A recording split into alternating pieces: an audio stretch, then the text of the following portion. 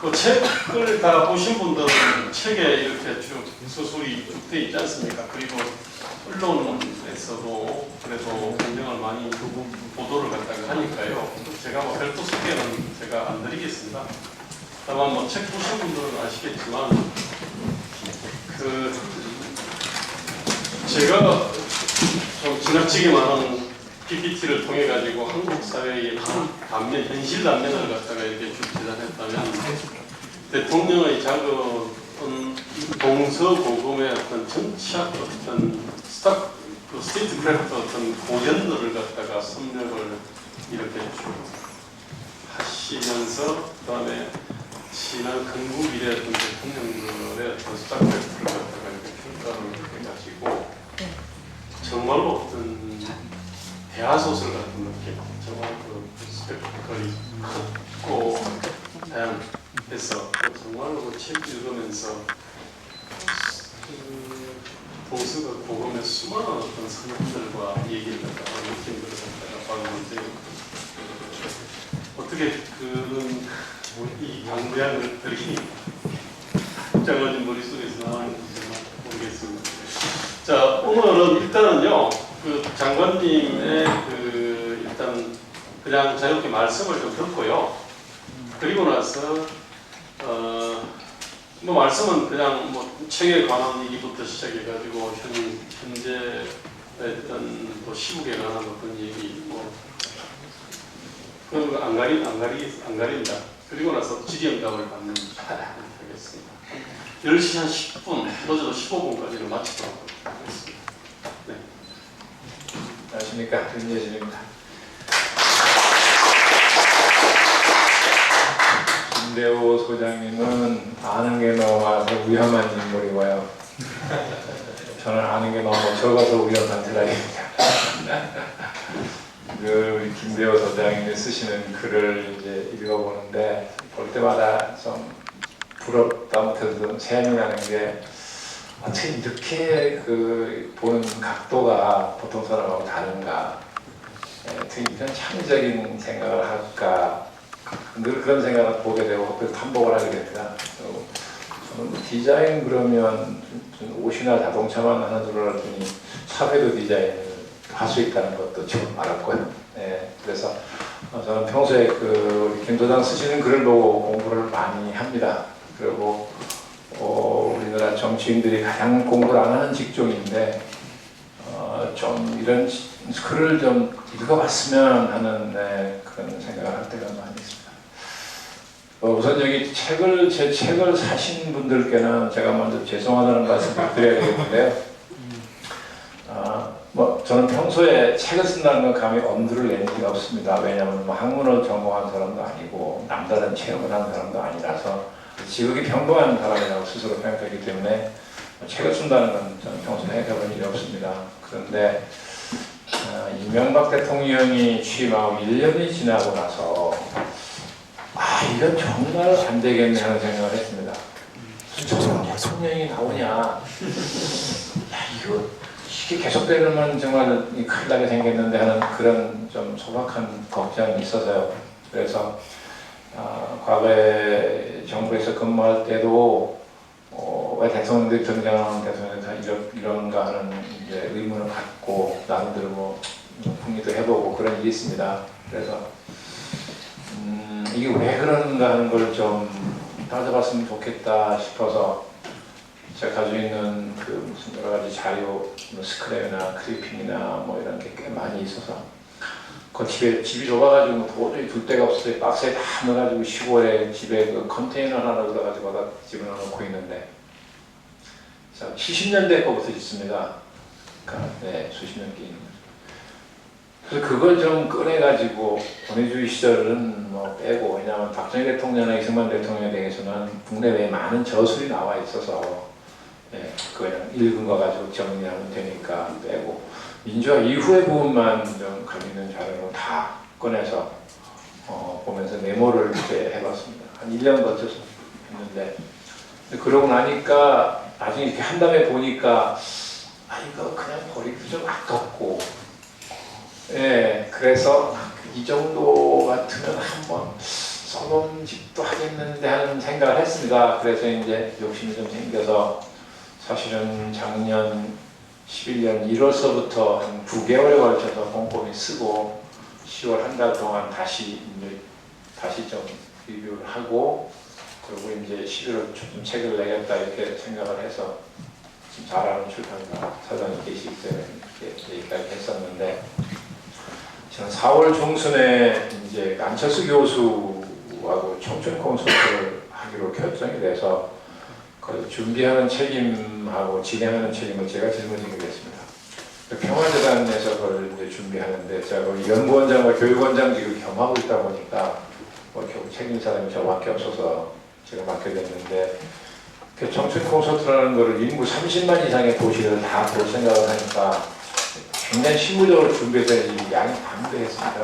네, 그래서 그걸 하느라고 이제 첫 번째 청춘 콘서트를 5월 22일날 성인의 날, 청년의 날 다음 날인가 하게 서울시 경희대학교에서 처음 시작하는데 준비하는 데는 한 달 정도 걸렸습니다.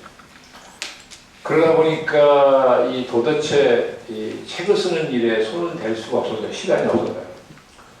그 청춘 콘서트를 진행한 지 한 2달쯤 돼서 7월쯤 됐을 때 보니까 가는 데마다 청년들이 열광을 하는데 좀 놀랐습니다. 그래서 안철수 교수 보고 청년들이 저렇게 열광하는 것은 그냥 단순히 인기가 아니고 당시에 대한 기대를 의미하는 것인데 이 기대에 부응할 길을 고민할 거냐 아니면 그냥 인기만 누리고 말 거냐 그랬더니 그것 때문에 자기도 스트레스를 많이 받는다 그래요. 그래서 그러면 단순히 청년들이나 대학생들한테 뭐 힘드니까 위로하고 격려하고 하는 것도 좋지만 거기서 그쳐서는 조금 무책임한 거 아니냐. 한국 사회가 왜 이렇게 됐는지 한국 사회를 좀 구조적으로 뜯어보는 눈을 뜨게 해줘야 되고 그럼 뭘 어떻게 되냐는 것까지도 얘기를 한번 해봐야 되는 거 아니냐. 그렇게 제가 문제 얘기를 해서 얘기를 해보니까 결국은 한국 사회를 이제 총체적으로 바꿀 때가 됐는데 이미 많이 늦었는데 한국 사회를 바꾸려면 한국 정치가 제일 먼저 바뀌어야 될 수밖에 없고 그런데 한국 정치는 이 기득권을 가진 양당 구조가 절대로 바뀔 생각 안 할 거다. 그러니까 양당 구조를 흔들려면 이 강고한 세력이니까 상당한 에너지가 있어야 되는데 다른 데 얻을 데가 없다. 그래서 저는 청년들의 그런 열망, 기대 이것을 득직화하면 최소한 두 당을 흔들 수 있는 에너지는 나올 것 같으니까 그래서 결집을 해서 한번 흔들어보자 그런 제안을 했습니다. 그래서 어떤 방식을 하냐 일부에서는 정당을 만들어야 된다는데 안 교수는 정당을 안, 정치 안 하겠다고 한가하게 얘기를 하고 저도 또 처음부터 정당을 만들면 내년 2012년 선거가 큰 선거가 2번 있으니까 또 국민들이 볼 때 저것들이 또 뭐 선거 앞두고 정당을 만든다고 그럴 테니까 바람스럽지 않다. 저도 정당 만드는 건 반대했습니다. 그래서 그러면 어쨌든 국민운동 형식으로 한국 정치 무엇이 문제니까 무엇을 어떻게 바꿔라. 구체적으로 요구를 하는 준비를 하자. 그래서 국민에게 먼저 보고를 하면 국민이 동의해 줄 거고 국민의 동의를 등에 업고 젊은이들의 에너지를 조직화해서 양정당 압박을 세게 하자.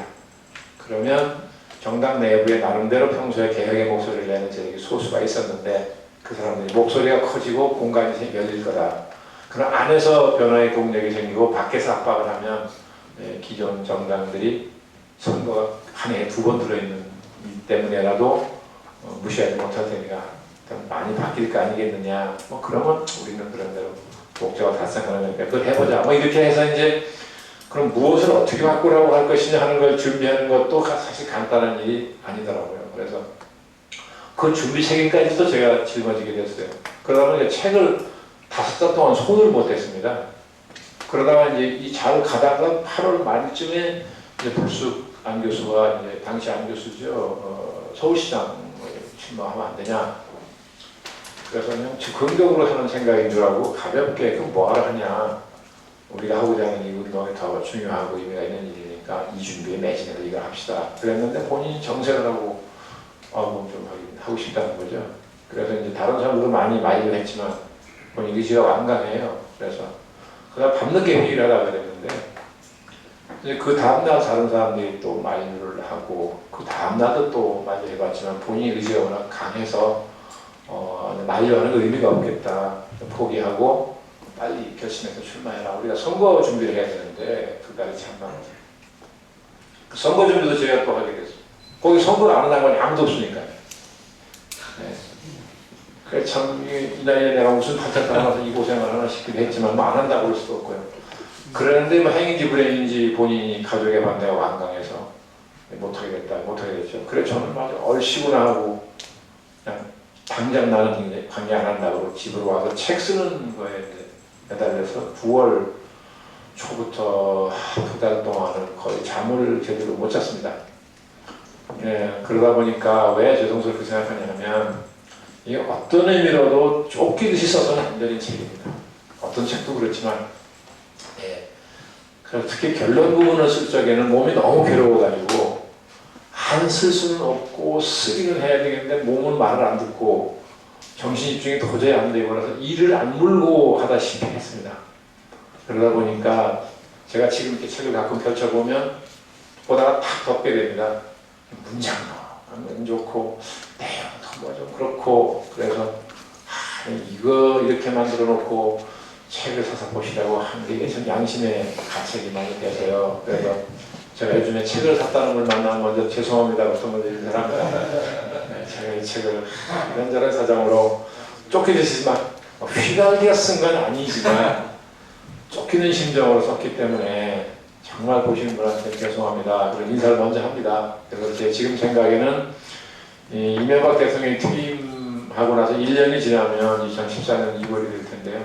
1년이 지나면 이명박 정부를 그런 데로 평가할 수 있을 것 같아서 이명박 정부로 다시 다른 정부처럼 대통령처럼 좀 꼼꼼히 평가를 해가지고 처음부터 다시 문장도 다 손질하고 엉성한 부분도 좀 보완하고 해서 많이 다듬어서 2015년쯤에 제가 개정판을 내가지고 예, 이거 왜냐하면 이게 우선 뭐 제 돈으로 막 내서 산 분한테 다 드리든가 그래야지 이게 평생 계름직해가지고요. 예, 그래서 개정판을 낼 생각입니다. 그래서 그때 또 사주시라는 말씀은 아닙니다. 아니고 네, 하여간 그래서 그때 정말 그책 가져주면 새거 드린다고 하는지 무슨 수로 써야 된다. 이게 또 남는 영원히 남는 기록인데 저로서도 제대로 된 걸 놔두고 가야 되니까 그런 생각도 있고 그래서 하여간 먼저 책을 사신 분들께 죄송하다는 말씀 먼저 드리겠습니다.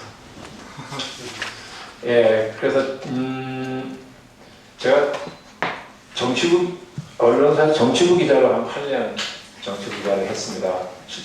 60년대 말에서부터 70년대 후반까지 한 8년을 했는데요. 예, 유신 나기부터 시작해서 유신을 거쳐서 쭉 가다가 했는데 이제 정치 현장에서 매일같이 이제 관찰하고 분석하는 게 뭐 정치부 기자 일이니까 정치를 아주 현장에서 가까이서 보고 분석하고 하는 그런 훈련을 한 8년 했고 그러고 나서 정부에 들어와서 21년 동안 제가 행정부에서 일을 했는데 그중에 통상 9년을 청와대 근무를 했습니다. 그러는 사이에 대통령 3분을 모셨는데 전두환 대통령, 노태우 대통령, 김영삼 대통령 그렇습니다. 이 3분의 대통령이 다 시기적인 특성이 있습니다. 전두환 대통령은 권위주의 정권의 마지막이고 노태우 대통령은 이제 체제가 이행하는 과도기 맡았던 분이고 김영삼 대통령은 최초의 문민 대통령이라고 그랬죠. 민주화 이후의 대통령. 그래서 3분의 대통령이 다 시기적인 특성이 있어서 뭐 계획한 건 아니었습니다만 그런 특징적인 경험을 했습니다. 그래서 청와대 근무를 하는 동안에 50 때는 정말 소위 갈등이 많았죠. 제가 생각하기에 10월 26일, 79년 10월 26일 김재규 당시 중정부장이 쏜 그 총성은 무엇을 의미하는 총성이냐? 제 나름대로는 짧게 보면 유신체제의 종말이지만 크게 보면 권위주의 체제의 종말이다. 그래서 오랫동안 내려온 권위주의 체제가 이제 드디어 종말을 한다라고 저는 봤습니다. 그래서 그 뒤에 등장한 전두환 대통령은 이제 체제가 이행을 시작해야 되니까 급격하게 이행을 하면 이제 혼란이 오지 않습니까? 그러니까 어떻게 하면 한국 사회가 질서 있게 민주주의로 이행하느냐 하는 첫 번째 과제를 맡은 대통령으로서 많은 고민을 하고 착실하게 그걸 했어야 되는데 뭐 이 양반이 본인만 맡다나면 전혀 생각이 없었는데 됐으니까 사전에 준비를 충분히 못한 면도 있겠습니다만 이분이 어설피 박정희 대통령 흉내를 많이 냈죠. 그러다가 이제 결국 유익을 받아서 이제 뭐 국민에게 항복한 거 아니겠습니까? 그래서 이제 노태 대통령이 되셨는데 이분은 무슨 일인지 의지를 가지고 하지 않아서 민주화에 기여한 분입니다. 저는 자신이 맡았던 기간의 역사적 특성에 관한 인식이 투철하셨던 분도 아니고요. 그래서 이게 뭔가 또 이 대통령으로서 국정을 책임을 지고 그러니까 자기가 판단하고 결정해서 그 결정에 대한 책임을 지겠다라는 그런 지도자운 자질이 좀 없었던 분이라 이렇게 판단을 미루고 하는 이런 분이라서 제가 당시 청와대 정보비서를 했는데 88년도에 2월달에 취임하시고 나서 이제 본격적인 민주화의 본물이 터지기 시작했습니다. 언론사마다 노조가 생겼고 KBS, MBC 양 방송사는 극렬한 스트라이크를 했습니다. 그해 9월달에 올림픽을 해야 되는데 도저히 올림픽 중계방송이 가능할지 불가능할지를 판단하기 어려운 상황이었습니다.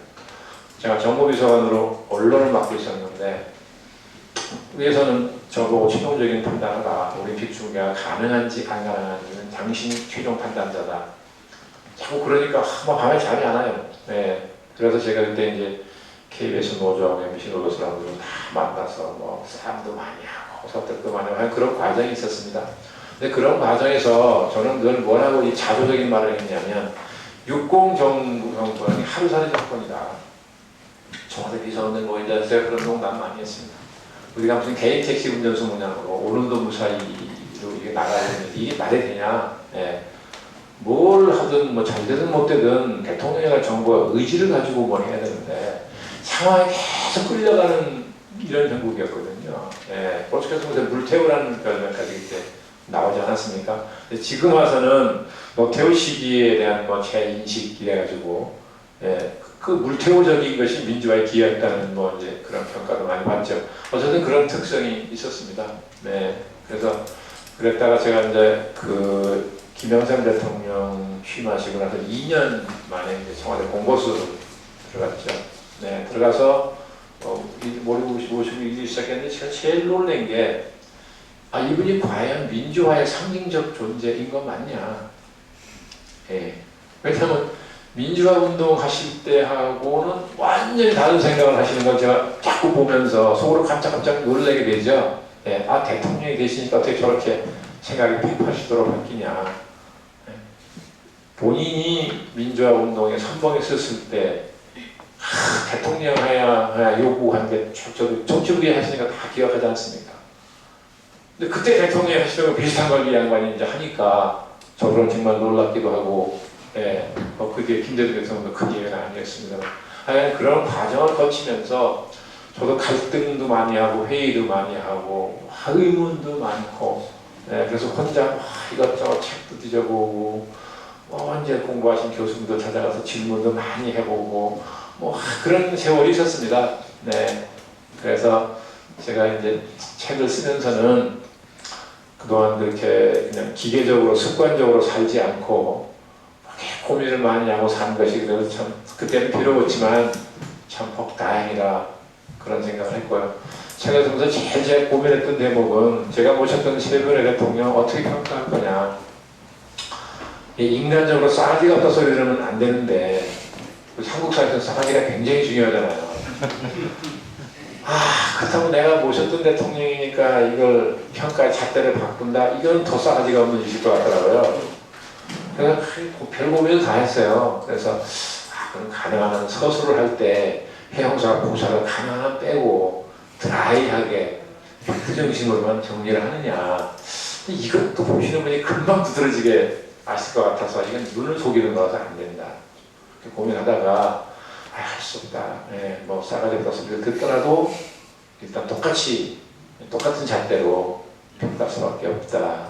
그래서 평균 따위로 신경 쓰지 말자. 그래가지고 그냥 똑같이 그렇게 했습니다. 근데 하면서는 항상 많이 좀 이 편이 잘 안 나가는 그런 심정이 있었는데 어쨌든 그렇게 하고 서문에 그런 데를 밝혔습니다. 예, 그래서 근데 이거 뭐 행인지 불행인지 모르겠습니다만 그런 세 분 그 대통령을 가까이서 모셨던 많은 분들로부터 제가 많은 비난을 듣거나 원망을 듣거나 그런 걸 각오했었는데 한 번도 그렇게 원망하거나 비난하는 분은 안 계셨고 속으로는 그런 분이 많이 계시겠지만 제 귀에 들리도록 하신 분은 안 계셨고 오히려 그때 같은 비슷한 처지에 있던 분들 중에 전화를 걸고 참 평가 잘했다.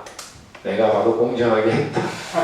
이렇게 좀 긍정해주는 분이 몇 분 계셨어요. 네, 그래서 일단 저는 뭐 걱정했던 것보다는 마음 편하게 잘 지냈습니다만 어쨌든 지금 와서 보면 제가 책을 쓰면서도 자기가 얼마나 무식하냐 하는 것을 또 한번 뼈저리게 느낄 수밖에 없었습니다. 이승만 대통령이나 뭐 박정희 대통령도 그렇고 뭐 동서양에 유명했던 분들의 뭐 통치 기간에 관한 저술이 워낙 많으니까 뭐 그 부분은 그냥 많은 사람들이 한 저술을 따라가 이렇게 정리하면 뭐 비교적 수월한데 우리나라 이승만 대통령 이후에 우리나라 대통령들 평가하는 대목은 좀 쉽지가 않아서요. 박정희 대통령 경우만 빼놓고 박 대통령의 경우에는 뭐 책까지 여러 번 나와 있고 그래서 그냥 제 나름대로 생각했던 대로 그냥 정리해서 비교적 수월했던 편입니다. 네. 시기 가까이 오면서 참 저같이 그렇게 뭐 제 스스로 식견이 별로 없다고 생각하는 사람이 어쨌든 그 대통령의 역사를 이렇게 좀 정리한다는 게 굉장히 두렵고 조심스럽고 내가 얼마나 무식하냐 이럴저럴해서 공부를 많이 해놓을 걸 뭐 그런 후회도 많이 했습니다. 그래서 뭐 이 책에 있는 내용 다시 말씀드리는 것은 별 의미가 없을 것 같고요. 그래서 요즘에 와서 이제 대통령 선거가 또 눈앞에 오니까 제가 생각하는 스테이트크래프트라는 게 무슨 학자분들이 써놓은 일반적인 이론은 없는 상태고 이상하게 좀 참고를 하려고 이 스테이트크래프트에 관한 저술이 좀 있을 거라고 생각해서 검색을 아무리 해봐도 국내에는 거의 한 권도 없어요. 제대로 스테이트크래프트는 논문조사 한 편도 없다시피 해서 이해가 안 가더라고요. 그래서 외국을 이제 검색을 쫙 해봤더니 외국도 거의 없어요. 특히 미국의 정치학회 같은 데는 굉장히 활동이 활발해서 여러 가지 많은 논문이 나오는데 심지어는 리더십에 관한 페이퍼도 별로 없어요. 이상하게 그렇더라고요. 네. 근데 근래 와서는 미국의 경영학회가 리더십을 얘기를 많이 하면서 CEO 리더십이 이상적인 국가 리더십이라는 주장을 많이 했죠. 이명박 대통령이 이제 등장하는데 하나의 배경적 요인을 작용했다고 저는 보는데 우리나라도 그런 얘기가 많이 들었었으니까요. 네. 그래서 이제 요즘 대통령 선거를 앞두고 뭐 제가 생각하는 스테이트크래프트를 구성하는 뭐 요소라는 게 되게 시대적 과제를 어떻게 선정하는 제시하는 능력이 우선 있어야 되겠죠. 요즘 말하면 뭐 비전 같은 거 아니겠습니까? 그다음에 그 자신이 가진 그런 정치적 포부나 이상을 비전으로 만들어서 그것을 이제 구현하려면 정책을 만들어야 되니까 정책을 만들고 정책을 추진하는 정책을 만드는 능력하고 추진하는 능력은 또 다른 거죠. 그래서 묶어서 정책 능력이 있어야 하고 또 그런 정책을 구현하는 과정에서 어떤 제도를 새로 만들었으면 어떤 제도를 바꿨느냐 그것도 굉장히 중요하죠. 제도 관리도. 그 다음에 사람을 어떻게 썼느냐 이제 인재 등용 인사 같은 거죠. 뭐 인사가 많다라고까지 그러는데 옛날에 왕조 시대도 보면 사람 쓰는 문제가 가장 중요한 문제 하나죠. 임금하고 신하사에 가장 많이 얘기가 되는 게 바로 사람 쓰는 거였다고 생각이 됩니다. 그 다음에 이제 외교 능력이 굉장히 중요한데 우리나라 같은 경우는 북한을 다룬다고 그러면 좀 그러니까 한반도 상황을 관리하는 그 능력이 또 있어야 되겠죠. 그래서 뭐 5가지, 6가지 요소로 스테이트크래프트가 구성된다고 보는데 그런 자질을 갖추자면 좀 추상적으로 말씀드리면 이론적인 지식과 경험적인 지식이 결합된 것을 실천지라고 그러죠. 영어로 프루던스라고 그러는데 그런 실천지를 갖춰야만 비로소 그런 6가지 요소를 거의 갖출 수 있을 거다라고 보는데 그런 실천지를 갖춘 사람을 찾기라는 게 어디 뭐 쉽겠습니까? 네, 그래서 저는 대개 이 빌딩에 비유해서 말씀을 드리는데요. 지상의 솟은 호칭 높은 잘 지은 건물을 보면 우리가 그걸 보고 굉장히 참탄하죠. 그 높은 그 건물을 그렇게 아름답게 우리 기술을 참탄하고 그러는데 사실 그 건물을 받쳐주고 있는 땅 속에 들어가 있는 기초 부분은 별로 참탄하지 않습니다. 생각 안 하죠. 네, 근데 사실은 그 지상에 솟아있는 부분을 결정하는 땅 속에 있는 기초 부분이잖아요. 이게 이 기초 공사가 얼마나 잘 되지 않았다서 얼마나 좋은 건물을 올릴 수 있는 결정된다는 거 아닙니까? 그것처럼 스테이트크래프트라는 게 지상으로 솟아있는 부분이라면 솟아있지 않은 기초에 해당하는 소양이 또 있다고 저는 생각을 합니다. 근데 그게 뭐냐? 저는 그냥 두 가지로 생각을 해봤는데요. 하나는 공인의식이 투철해야 된다는 거 하나 하고 민주적인 태도가 뭐 있어야 된다. 두 가지를 보는데요. 또 바꿔 말씀드리면 헌법을 잘 알아야 된다는 거죠. 아까 우리 김대호 소장께서는 헌법상이라는 문제 말씀하셨는데 그거하고 좀 다른 차원입니다만 자, 헌법 29조에 보면 대통령이 반드시 취임식에 선서하게 되어 있습니다. 나는 헌법을 준수하고 국가를 보호해야 이렇게 선서하게 되어 있는데 자기가 막상 준수한다는 헌법을 잘 모른다는 거예요. 헌법에 뭐 130개조에 해당하는 조문을 다 모른다 그런 뜻이 아니고요. 헌법의 정신이나 원칙이나 이런 거를 잘 모른다는 겁니다. 특히 헌법의 제1조 1항이 대한민국 민주공화국이라는 짧은 조항인데 이게 헌법학자들은 이 조항이 근본 규범이라고 그러죠. 근본 규범적 효력을 갖는 조항이라서 다른 모든 헌법 규정을 구속한다고 합니다. 그러니까 이 1조 2항 원칙에 벗어나는 헌법 조항이 있을 수가 없는 거죠. 그리고 근본 규범이기 때문에 헌법 개정 절차에 따라서 이 조항을 고칠 수 없다 이렇게 되어 있습니다. 네. 대한민국이라는 국가의 형태로 선언하는 조항 아닙니까?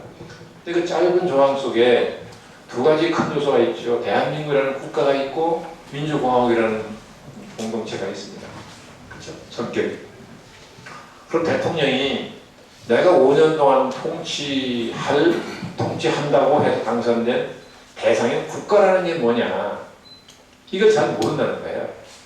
예. 근데 뭐 국가라는 게 뭐냐 하는 것은 뭐 학문적으로 얘기를 하면 뭐 이 정치철학이나 법철학 가진 분들이 뭐 2000년 이상 논쟁을 해온 주제의 하나라는 거죠. 우리가 뭐 그런 학문적인 걸 알려고 그런 건 아니고 일반적인 특성이나 이런 것만 알면 되는데 국가라는 게 결국 정치 공동체 아닙니까? 그죠? 네, 사회에 있는 크고 작은 많은 공동체가 있지만 그걸 다 포괄하는 거대한 정치 공동체인데 그런 공동체를 만들려면 구성원의 연대의식이 필수적인 거죠. 구성원의 연대의식이 없으면 공동체가 형성이 안 되니까요. 그런데 그 연대의식을 가져오는 가치가 뭐냐? 이게 공공성이라는 거랍니다. 공공성이라는 가치가 우리들에게 연대의식을 갖게 만드는 핵심 가치다. 네. 그래서 서양의 정치학자는 국가를 아주 간단하게 이렇게 정리한 학자가 있습니다. 국가란 공공성이 제도로 연결된 것이다. 공공성이라는 가치가 제도로 뭉쳐진 게 국가다. 그런 뜻이죠. 공공성이 국가의 핵심 가치가 되는 겁니다.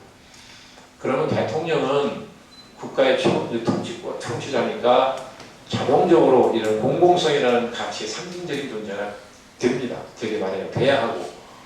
그래서 자기가 대통령으로 직무를 수행할 때는 어디까지나 헌법에 따라서 공공성이라는 가치를 존중하고 추구하고 갖고야 될 그런 책임이 있는 거죠.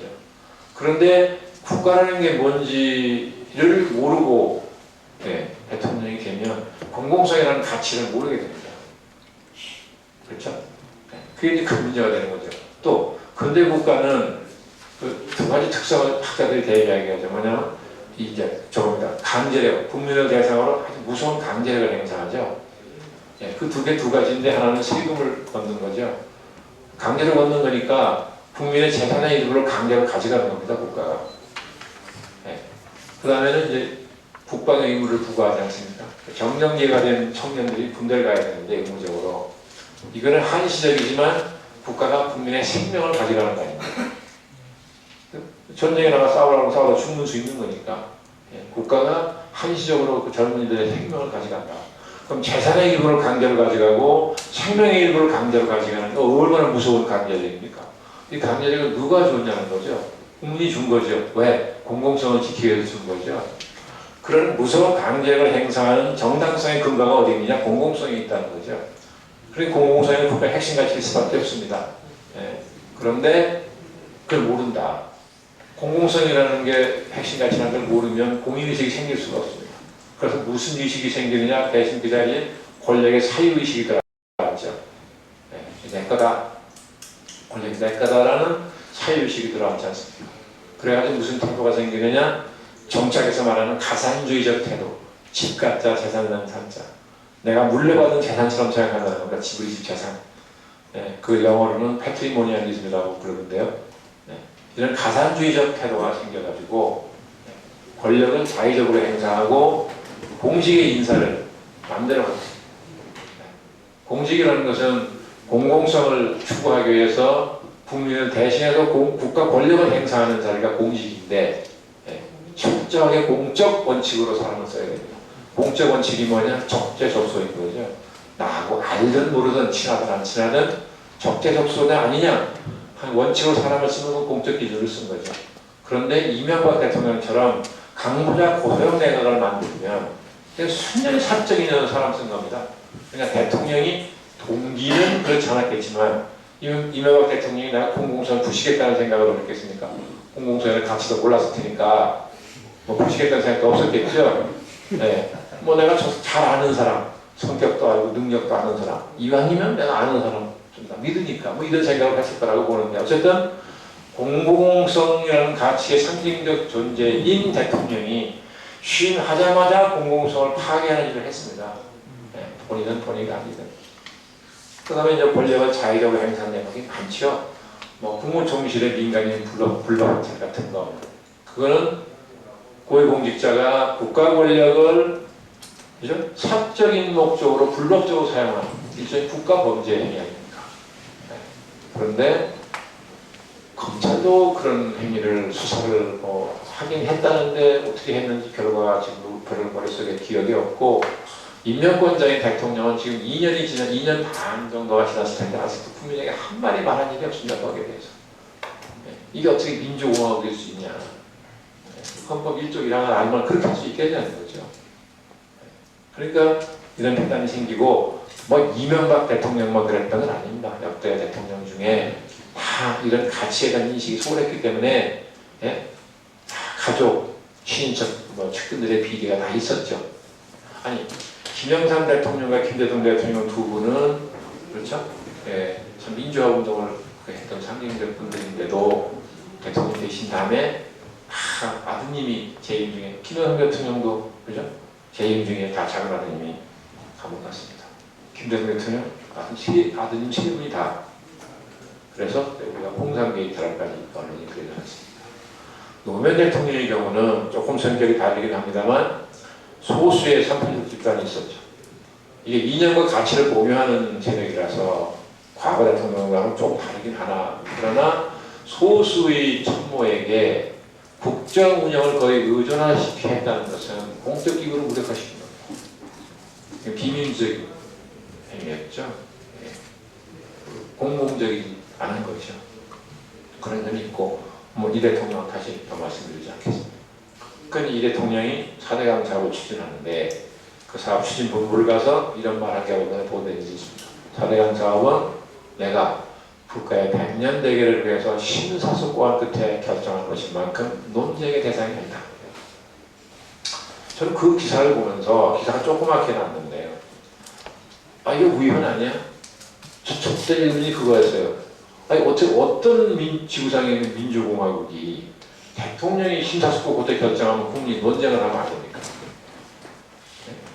이게 있을 수 없는 일이죠. 근데 본인도 그냥 무의식적으로 했는지 누가 써줬는지 모르지만 했고 이것도 발표한 참모는 또 뭐냐. 대통령께서 그런 말 했더라도 참모가 똑똑하면 이게 발표했다가 이거 문제되니까 저거 발표 안 했을 것 같은데 선거에 발표하고 보도가 나왔어요. 더 놀라운 것은 누구도 시비를 걸지 않았다는 겁니다. 정치권에서도 한 말 안 하고 언론도 한 말 안 하고 학계에서도 한 말 안 하고 제가 볼 때 의견인데, 의견적인데, 제가 뭐 헌법재판관 아니니까 제가 함부로 의견이라고 하면 안 되죠. 하여간 그랬습니다. 그래서 이명박 대통령이 동기가 나빠서 그렇다고 생각하지 않습니다. 절대로 애국적인 마음으로 한 거죠. 그런데 이게 무엇이 문제였느냐? CEO 출신이기 때문에 민주주의를 CEO 마인드로 보면 이게 낭비투성입니다. 우선 세상에 국가 형편이 지금 다급하고 도전을 마음껏 단단히 효율적으로 국가를 운영해야 되는데 이걸 뭐 국민한테 얘기해서 국회에서 막 찬반 토론을 하고 어떤 때는 안 해주기도 하고 이 과정을 거친다는 게 이게 민주정치 과정을 거친다는 게 철두철미하게 낭비죠. CEO 마인드를 보면. 그렇습니까? 기업의 CEO는 기업의 이윤을 극대화하는 게 자기 사명인데 이윤을 극대화하려면 철두철미하게 생산성과 효율성 중심으로 회사를 운영해야 됩니다. 근데 국가는 기업이 아니에요. 근데 이분이 국가와 기업의 차이를 몰랐던 겁니다. 그러니까 나는 대한민국이라는 기업의 CEO다 이런 말 하는 게 있습니다. 대통령이 보도가 다 했어요. 나는 대한민국이라는 기업의 CEO다. 근데 그걸 보고 정말 어처구니 없어서 국가와 기업을 같은 거라고 보면 CEO와 대통령과 같은 거라고 보기 마련이지요. 그러니까 나쁜 뜻은 아니고 애국적인 견제에서 그런 거지만, 하지만 민주정치 과정은 생략을 해버린다고요. 낭비니까 시간의 낭비, 자원의 낭비, 그렇지 않습니까? 그러니까 생략하고 내가 아니라 뭐 운영자 내가 국민한테 정권을 받은 사람이니까 해라 말이야. 강행을 한 거죠. 그러다 보니까 결과적으로 어떻게 됐느냐? 끊임없는 갈등을 생산해서 결국 그 서대한 사업을 추진하는 과정도 원활하게 되지 않고 지금까지도 계속 이게 이제 시비와 논쟁의 대상입니다. 아마 퇴임 후에 또 저는 본격적으로 불거질 거라고 보는데 거기에 이렇게 온갖 비리까지 많다는 거 아닙니까? 그러면 결과적으로 자신은 생산성과 효율성을 살릴 목적으로 그 민주정치 과정을 생략하고 강행해버린 건데 결과적으로는 비생산, 비효율이 되는 겁니다. 그래서 민주주의라는 것을 CEO 마인드를 보면 그게 다 낭비적인 요소가 너무 많아요. 그러니까 이번에 안철수 후보 같은 경우도 국회의원들을 얼마 전에 팍 들이자 하는 거 보고 제가 웃음이 나온 게 제가 작년에 그 CEO 마인드로 보면 안 된다는 얘기를 본인에게 한 일이 있는데 여전히 우리 양 후보가 팍 투입대 산출로 본다 이거를 산출이 형편없으니까 투입에 비해서 어떻게 하면 산출을 느리나 하는 쪽으로 고민하는 게 아니라 투입을 줄일 쪽으로 생각을 해버린 거죠. 그걸 보면서 이 안철수 후보는 지금도 저런 마인드로 민주주의 정치를 보면 참 대통령 되면 문제가 많이 생기겠네 하는 생각을 잠깐 한 일이 있습니다. 이게 잘못 얘기하면 제가 지금 뭐 이쪽에 다른 쪽에 와 있으니까 저기 또 당파성 가지고 저런다고 하실 분이 있을 것 같아서 말하기 조심스러운데요. 그냥 솔직히 생각하면 그런 생각이 한 있었습니다. 그래서 대통령에 대해 부정하는 분들이 우선 헌법의 1조이랑에 국가라는 게 뭐냐 하는 것에 대해서 딱 인식이 있어야 공공성을 알게 되고 공공성을 알아야 공의의식을 갖게 되고 공의의식을 가져야 인사, 권력 사용 있어서 제대로 공적으로 하기 때문에 부정부패가 잘 안 생길 거라는 거죠. 역대 대통령들이 다 그 부정부패 때문에 얼마나 다 실패한 대통령이라 평가를 하는데 아주 결정적인 요인을 작용한 거 아닙니까? 그 다음에 이 민주주의에 대한 이해가 민주공화국이니까요. 민주공화국이라는 건 민주주의라고 우리가 뭐 다 아는 거 아닙니까? 뭐 주권제민이고 상권분리고 하는 것이고 공화국이라는 건 군주국의 반대말이니까 이제 권력이 분립되어 있는 비군주국가 하는 이런 뜻 아니겠습니까? 민주공화국이라는 게 그러니까 우리나라는 군주제는 절대로 거의 갈 수가 없는 거죠. 그러면 이제 민주주의라는 거를 상권 주권 제외의 원칙과 뭐 상권 분립과 무슨 보통 비민상권 뭐 이런 다 큰 원칙 뭐 이런 요소가 있죠. 이거 하면 다 압니다. 그런데 이 민주주의라는 것을 제도로 인식을 하고 이 자신의 통치 행태는 그 관계없다고 생각을 하면 이게 완전히 이제 이 민주주의가 망가지게 됩니다. 김영삼 대통령이나 김대중 대통령 두 분이 다 민주화의 상징적 존재고 민주주의의 화신이었는데 그분들이 대통령 하시는 동안 어떤 평가를 받았습니까? 제왕적 대통령이라는 평가를 받았습니다. 어떻게 민주화의 화신인 분이 대통령이 돼가지고 제왕적 대통령이라는 평가를 받습니까? 그렇지 않습니까? 아주 역설적인 사실이죠. 예. 그래서 제가 직접 모셨던 김영삼 대통령의 경우에도 모시고 얘기를 하거나 무슨 지시를 받을 때 보면 이분이 야당 하실 때 대통령을 향하여 왜 야당을 국정의 동반자로 인정하지 않느냐, 국정의 파트너를 인정하는 걸 끊임없이 했습니다. 이게 민주 원칙이 맞는 거니까요. 근데 당신이 대통령이 되니까 야당이 미워요. 이게 사사건건 반대한단 말이에요. 네? 어떤 데는 막 반대 통과 안 시켜주고 말이에요. 굉장히 미워서 적대시하는 감정이 있어요. 나를 파괴하려는 세력이다. 이렇게 하는 인식이 있더라고요. 네. 그리고 또 어떤 일을 하냐면 야당이 그러니까 내가 이 의지를 가지고 뭘 하려고 그러는데 방해를 하니까 이걸 관찰하려면 집권 여당이 다수당이 돼야 돼요. 그래서 다수당을 통해서 자기 의지를 관찰할 수 있으니까. 그러니까 무슨 일이 벌어지느냐, 대통령이 총선거에 깊숙이 개입하게 됩니다. 공식적으로는 아니죠. 엄청 중립입니다. 공식적으로는. 그런데 내용에 있어서는 거의 대통령이 아주 깊숙이 관여해서 총선을 통해서 어떻게든지 집권 여당을 다수당을 만들기 위해 여러 가지 노력을 합니다. 이게 또 사실 해서는 안 되는 거죠. 그래서 이제 여당이 다수당이 되면, 그렇죠? 대통령의 권력과 다수당이라는 그 수적인 힘을 가지고 국회에서 이제 힘으로 밀어붙이려는 일을 자꾸 하게 되죠. 그러면 야당은 격렬하게 저항하게 된다. 그래서 결국은 여야가 늘 극한 대결을 하게 되지요. 지금까지도 극한 대결이, 지금 여당이 야당할 때나 지금 야당이 여당할 때나 똑같이 극한 대결이 진행되어 왔습니다. 정도가 점점 심해져가지고 나중에는 이제 뭐 전기톱에 수류탄까지 나왔으니까 이제 앞으로 더 나올 건 수류탄이 나오고 거기까지 갔어요. 그러니까 아시다시피 국회라는 것이 어떤 곳입니까? 이게 각 정당들이 지지하는 세력 기반을 각각 가진, 그렇죠? 우리 다수당 문제 아닙니까? 그러니까 그 다수의 정당들이, 그렇죠? 국민의 정치적 의사를 형성하는 기능을 하죠. 정당들이. 그걸 헌법적 기능이라고 합니다. 헌법에 정당이 편입되어 있습니다. 정당들이 그런 헌법적 기능을 하는 국민의 정치적 의사를 형성한 정당들이 국회에 모여서 갈등을 하지요. 왜냐하면 각각 생각이 다른 사람들을 대변해야 되니까요. 갈등을 하면 자연스러운 갈등인 거죠. 그럼 그 갈등을 어떻게 하느냐?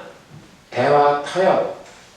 안 되면 다수결로 하나의 의사를 만들어내는 거 아닙니까? 이게 국민의 일반 의사라고 그러죠. 그래서 국회는 그런 다수결이나 대화, 타협에 의해서 국민 의사를 만들어서 그 입법화하는 거 아닙니까? 이 입법을 통해서 국민의 의사를 드러내는 거죠. 그렇기 때문에 국회에서 정당과 국회가 제대로 기능을 하면 사회 갈등이 상당 부분 완전히 해소는 안 되지만 상당 부분 완화되지요.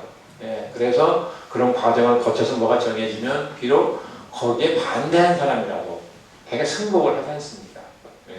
그러면 뭐 지금 이렇게 선거를 앞두고 후보마다 국민통합기구를 안 만들어도 되죠. 제가 그 덕분에 감표 쓰긴 했습니다만 그렇지 않습니까? 따지고 보면 저는 이 정당 후보들이 대선을 앞두고 국민통합기구를 다투어서 만드는 것은 저는 좀 웃기는 일이라고 생각합니다. 솔직히.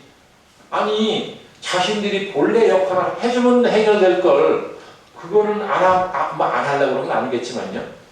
문제의식이 그쪽에 가 있지 않고 무슨 통합기구를 만들어서 국민통합의 방안을 연구하고 뭐 추진하고 하는 방식을 갖는다는 것은 저는 그 문제의식에 동의하지 않아요. 그 자리 가긴 갔습니다만. 아까 우리 김 소장님 뭐 문제의식 잘못됐다는 얘기 많이 하시던데, 그러니까 국회가 그런 기능을 해주면 많은 부분이, 그죠? 갈등이 해소되고 그럴 텐데 국회도 그런 기능을 못하고 또 대통령은 대통령대로, 그렇죠? 뭐 무능했던 무식했던 어쨌든 국민의 기대에 얻어나가서 실망을 많이 해서 우리가 우리 손으로 직접 뽑은 대표가 두 사람 있잖아요. 대통령, 우리가 직접 선출한 국민의 대표입니다. 행정권을 줬어요. 국회의원, 우리가 직접 뽑는 국민의 대표입니다. 입법권을 줬습니다. 그렇죠. 그 이중의 대표성을 가지고 있다 그러는데 이 두 사람, 두 존재가 국민을 대신해서, 국민을 대표해서 국정을 이끌어가라고 뽑아서 보낸 거잖아요. 근데 이 두 존재가 국민이 맡긴 역할은 하나 제대로 못하면서 엉뚱한 짓거리만 들이 해내니까 불신하다 못해 이제 혐오하다 못해 이제 막 경멸. 네? 완전 요새 국회의원 똥치 막대기예요. 그렇지 않습니까? 네. 그래서 2010년도 봄에 이재호 의원이 특임장관 시절에 특임장관실이 국민을 대상으로 신뢰도 조사한 게 있습니다. 거기 보면 신뢰도 꼴찌가 경찰과 국회라고요. 신뢰도 얼마냐? 2.9%. 꼴찌 둘째가 어디냐? 청와대예요. 3.4%. 그러면 100명 중에 그죠? 국회를 신뢰하는 사람은 3명이 안 되고 청와대를 신뢰하는 사람은 4명이 안 되는 거예요. 이런 상태에서는 두 대표가 이미 국민의 대표성을 상실한 거나 마찬가지예요. 제도로는 있지만 사실상 국민의 대표성을 상실했잖아요. 대표가 이제 안 한다는 얘기 아닙니까? 그러니까 직접 민주주의 하겠다고 나오는 거잖아요. 근데 비키라는 게 아니에요. 예. 국민을 대표해서 국가를 잘 이끌으라고 보냈더니 하라는 걸 안 하고 엉뚱한 짓거리만 해가지고 오히려 한국 정치가 국가 발전의 걸림돌이라는 거 아니에요. 걸림돌. 네? 갈등의 해소자가 아니라 갈등의 당사자다. 대통령도 갈등 만들어, 국회도 갈등 만들어, 정당도 만들어. 그럼 국민은 어떡하는 얘기야? 네? 아 그러니까 뭐 수줄에서 뭐 돈을 몇백억 아꼈는가 국민이 속 시원하다는 거 아닙니까? 논리적으로 말이 안 된다는 하는 거지만 네. 그런 지경이 됐더라고요. 그러면 한국은 이미 오래전에 국가를 이끌어갈 포리티컬 리더십이 없는 건 맞습니다. 공백 상태예요. 네. 그러면 이런 데 시민사회의 역량이 아주 커서 시민사회라도 뭐 국가의 중심을 좀 잡아주는 역할을 시민사회 본래 역할은 아니지만 예, 이게 포리티컬 리더십이 공백 상태가 돼서 혼란이 많이 생기면 시민사회라도 좀 중심을 잡아줄 수 있는 부분들이 있을 텐데 지금 시민사회도 없어요 거의. 그렇죠? 그나마 시민운동 오래 하던 분들도 지난 총선 때 또 다 정당으로 많이 가셨습니다. 그렇잖아요. 예, 그래서 제가 그 시민운동 오래 하다가 국회의원 되신 분 보고 아, 이런 법이 어딨냐 그랬더니 미안하다 그러면서 우리나라에서는 시민운동 오래 한다는 게 이게 거의 불가능한 거예요. 워낙 물적 기반이 약해가지고 예, 이해할만 하더라고요. 어쨌든 이제 그러니까 나라가 이렇게 중심이 없이 막 흔들리고 있는 상황이. 그래서 저는 지금 이런 상황을 뭐라고 정의했냐면 그 서양의 정착자들이 하는 말 중에 이런 말이 있습니다. Revolution in Flux라는 표현이 있어요. 이 Flux라는 게 FLUX인데 유독성이 심한 상태를 얘기하는 겁니다. Revolution in Flux다. 저는 그걸 혼돈기적 혁명 상황이라고 이렇게 했는데요. 겉으로 보면 물론 굉장히 혼돈이 많잖아요. 그런데 이게 단순한 일시적인 혼돈이 아니고 밑을 보면 혁명적 상황에 혁명이 진행되고 있다고 저는 보는 거예요. 예. 근데 이게 과거의 혁명은 주도 세력이 있어요. 혁명을 주도하는 세력이 있습니다. 그러다 보면 무엇을 지향하는지가 분명해요. 내가 그런 거 하잖아요. 예. 그런데 지금 진행되는 이 혁명을 가만히 보면 주도 세력이 없이 민중의 에너지로 가고 간다고 봐요. 직접 민주주의적인 욕구를 비롯하여 민중의 에너지로 혁명이 진행 중이다. 그렇기 때문에 무엇을 지향한다는 게 분명치가 않아요. 깃발이 없다고요. 그러니까 이게 어디로 갈지 알 수가 없고 어디까지 갈지 모르는 거예요. 그래서 한편으로는 기대가 되고 한편은 굉장히 불안하다. 제가 그런 글을 쓴 일이 있습니다. 네, 지금 이런 상황이 가는데 지금 세 분의 후보가 누가 대통령이 되시더라도 이런 혼돈기적 혁명 상황을 효과적으로 수습해서 국민들 통합을 하고 박정은 경제적 위기와 외교안보적 위기를 잘 슬기롭게 극복할 수 있을 것이라고 장담할 수 있느냐 하는 것은 저는 잘 모르겠어요.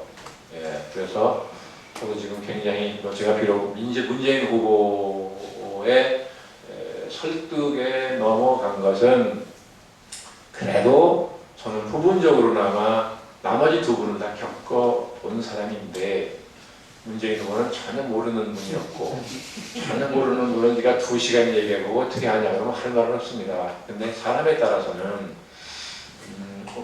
국가 지도자가 될 사람을 제 나름대로 보는 거니까 1년을 가까이서도 모르는 수도 있는 것이고 그죠? 2시간 얘기해도 알 수는 있다고 생각합니다. 그래서 제가 아주 열심히 아주 일거수일투족을 관찰하면서 많은 질문을 던져보고 많은 대답을 들었는데 종합적으로 제가 느낀 것은 제가 텔레비전을 통해서 봤던 인상을 토대로 어떤 사람일 거라고 평가했던 거하고 많이 다르다. 우선 뭐 사람은 착해 보이고 점잖아 보이는 건 참 좋다. 특히 누구하고 대비해보면 아주 좋은데 어쩐지 심약해 보이고 자기 중심이 약해 보이고 저래가지고 권력을 행사하겠느냐. 권력이라는 게 야만적 속성이 있다는 것이고 그래서 아까 우리 김대호 소장도 국가의 야만성을 말씀하셨는데 원래 옛날부터 정치학자들이 국가에는 야만적 속성이 있다 그래요. 그래서 국민이 국민으로서의 의무와 책임을 다 해야 되지만 한편으로는 끊임없이 국가를 감시하고 견제해야만 국가가 야만적인 짓을 못한다는 거죠. 네, 그건 시민의식을 가지고 그러니까 국민 동시에 시민이 돼서 책임과 의무를 다하는 한편으로는 동시에 감시와 견제까지 해야 된다는 거죠. 그렇지 않으면 국가는 번번이 야만적인 짓을 한다는 거죠. 권력이라는 게 원래 그런 속성이 있는 거니까. 네. 그래서 이 문재인 후보 같은 경우에는 그런 권력을 쥐고 권력을 제대로 그런 권력의 야만적 속성에 유혹을 당하거나 넘어가지 않고 그 권력과의 싸움에서 이길 수 있는 사람인가 아니냐 유심히 봤는데 제 나름대로는 뭐 100% 확신을 못해도 생각했던 게 현대에 비해서는 굉장히 그건 괜찮겠다, 잘 이겨내겠다는 그런 생각이 들었고요. 또 하나 저는 노무현 대통령의 경우에는 민주주의라는 이상을 높이 가지고 있으면서도 그 이상을 실현하는 방법을 운동적인 방법을 통해서 해보겠다는 시도를 많이 했다고 봤기 때문에 그걸 유심히 봤더니 문재인 후보는 상당히 제도를 중시하는 생각을 가지고 있더라고요. 그런 점도 굉장히 안정적이라고 봤습니다. 네, 그리고 또 하나 자기가 배양간 불려 표현이 그래야 배양간 불려 나온 사람이라서 자기 경험해 보면 대통령은 취임하자마자 보따리를 풀러야 되는데 그 준비가 충실하지 않게 여기까지 왔기 때문에 막상 대통령이 당선된다 하더라도 국가를 제대로 통치할 수 있게 하는 그 두려움이 있다는 거죠. 그래서 밤에 잠이 잘 안 온다 그러는데 고민을 많이 한대요. 그러는데 그냥 이렇게 듣기적으로 하는 말이 아니라 정말 그 진정으로 그런 고민하는 게 보여요. 그럼 저를 보고 뭐 그런 경험이 제가 비록 많은 편이니까 나중에 자기가 혹시 대통령이 되거든 그런 부분도 좀 도와주세요. 그러길래 제가 그랬습니다. 문 후보가 대통령이 당선된 후에라도 내가 부족한 게 많다, 모르는 게 많다 하는 그 두려운 생각을 변치 않고 가지고 있는 게 중요하다. 그걸 가지고 있으면 한국 사회에 인재 많다. 여러 분야에 사람들이 쓰지 않아서 그렇지. 그러니까 문 후보가 대통령 되면 그런 마음을 가지고 사람을 널리고 하면 그 좋은 인재들이 다 가서 기꺼이 도와준다. 그러니까 사람이 없을까봐 걱정하지 마라. 네. 지식이나 경험이나 그런 것은 남에게 빌릴 수 있다. 근데 그런 정직성이나 그런 것은 남이 도와줄 수가 없는 거니까 그분이 굉장히 중요하다. 그 마음을 변치 말라. 나는 뭐 그렇게 특별한 재주가 있거나 무슨 그런 사람이 아니니까 내 생각할 거 없이 한국사 인재가 많다고 제가 그런 말 했습니다. 근데 그것도 어쨌든 나중에 당선을 변할지 모르겠으나 굉장히 저는 더 좋은 태도라고 봤거든요. 이게 대책이 없는 사람이 누가 뭐냐면 사실은 잘 모르는 사람이 자기가 제일 잘한다고 생각하는 사람 약이 없어요. 약이 없어요. 네. 저는 정말 대책이 없는데 그러게 비해서 굉장히 저는 아주 좋다고 봤죠. 그래서 내가 피상적으로 생각했던 거는 잘못된 판단이었구나. 그리고 자기중심이 약할 거라고 생각했는데 아니더라고요. 말하는데 자기중심이 다 있고 다만 이제 그것을 성격이 비교적 좀 온유한 성격이라서 그런 속을 다 이렇게 드러내려고 하지 않는 그런 성격이 있어 보이고 또 민주당 내 사정이 저는 잘 모릅니다만 굉장히 여러 갈래의 세력이 혼재해 있다고 제가 생각하는데, 그렇기 때문에 이 대통령 후보된 사람이 참 이 언행이 참 쉽지 않을 것 같더라고요. 네. 그래서 굉장히 조심하다 보니까 제가 되게 소심해 보이고 하는 면이 있어 보이는데, 사실은 소심한 사람은 아니고 자기 중심이 없는 사람도 아니더라고요. 그래서 제가 그 물어보고 이렇게 얘기했습니다. 옛날에 공수특전사 출신이라면서요. 그렇대요. 그러면 낙하산을 짊어지고 수도시장포를 했는데, 낙하산을 짊어지고 비행기 문에서 뛰어내리기 직전에 이게 펴진다는 보장을 받은 일이 있느냐. 이 낙하산이 펴진다는 보장이 있었습니까? 했더니 피식 웃어요. 그거 말이 안 되는 질문이지 그런 보장이 어디 있겠어요. 그래서 제가 그 특전사 노래를 보면 문학적으로 그 대목이 표현되어 있습니다. 뭐 하늘을 박채고 솟아올라 어쩌고 있는데, 말을 바꿔 하면 이 죽음을 향해 몸을 던진 거 아니냐. 사람이 죽음을 향해서 몸을 이렇게 계속 던져보면 자기 나름대로 사생관이 딱 생기고 자기 생명에 대한 나름대로 신념이 생기게 마련이기 때문에 그건 굉장히 중요하다. 그러니까 문 후보가 대통령에 당선돼도 내가 볼 때 누리는 건 거의 없을 것이고 5년 내내 위기 관리하다가 끝날 겁니다.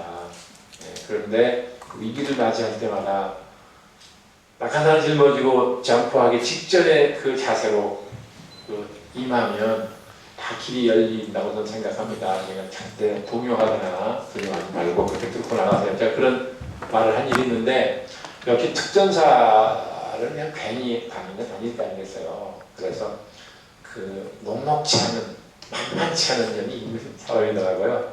네, 제가 왜 평생에 감이 없어 그런 생각을 했는데 그런 사람이 아니라서, 저는 하여간 그 2시간 얘기를 한 끝에 문재인이라는 사람이 이제 가지고 있던 그 제 평가를 완전히 바꿨어요.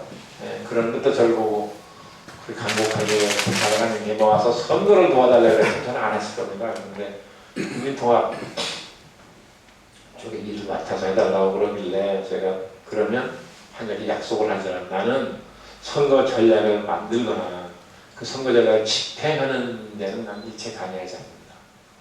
그랬더니 방금 좋다고 그 약속을 받고 제가 이제 가서 아까 제가 웃긴다고 한 그 직책을 제가 맡게 됐습니다.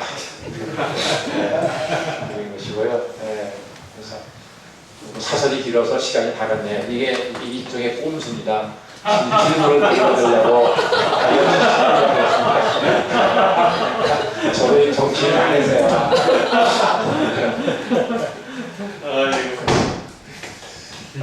뭐 우리 질문 하나 예, 이제부터 질문 시간입니다. 쉬운 걸로 해주시죠. 아닙니다. 저 뭐 좋은 말씀 잘 들었고요. 그 다름이 아니고 그 대한민국 사회라는 게 네. 일종의 6.29 거치고 또 일제도 거치고 네. 또 여야의 극심한 이제 정쟁도 쭉 네. 이어왔고요. 네. 그 다음에 이제 우리나라의 생존 조건이라는 게 일단 경제적으로 대외적 의존도가 매우 높지 않습니까? 그렇죠. 식량 자급률도 아주 낮고, 그리고 이제 외교 국방이나 이런 부분도 지금 뭐 아직 가시화되지는 않았습니다만 독도라든지 이어도라든지 이런 것이 빈번히 지금 발생하고 있지 않습니까? 네. 그래서 이제 한국 국가 지도자들의 경우에는 사실은 그 국제 정세나 이런 부분에 대해서 상당히 정통할 필요가 있다고 맞습니다. 저는 보여지는데, 맞습니다. 그런 부분에 대해서 그 윤 장관님께서 보시는 네. 최근 안 후보나 아니면 문 후보나 박 후보에 관한 코멘트 좀 해주시죠.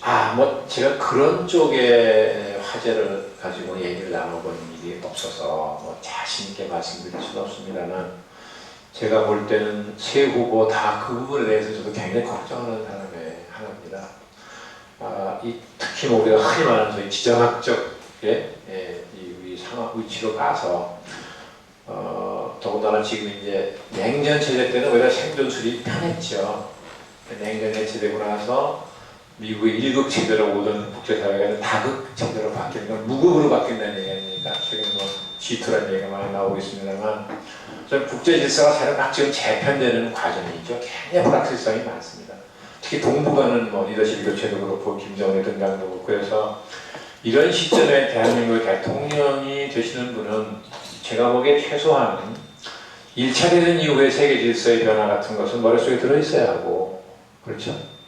더군다나 냉전 체제 이후에 국제질서 재편이라든지 또는 뭐 동북아 질서의 재편 같은 틀이 머릿속에 들어가 있어서 그 속의 틀 속에서 어떻게 우리 대한민국 외교의 좌표를 설정하고 외교 전략을 만들 것인가 하는 걸 고민해야 됩니다.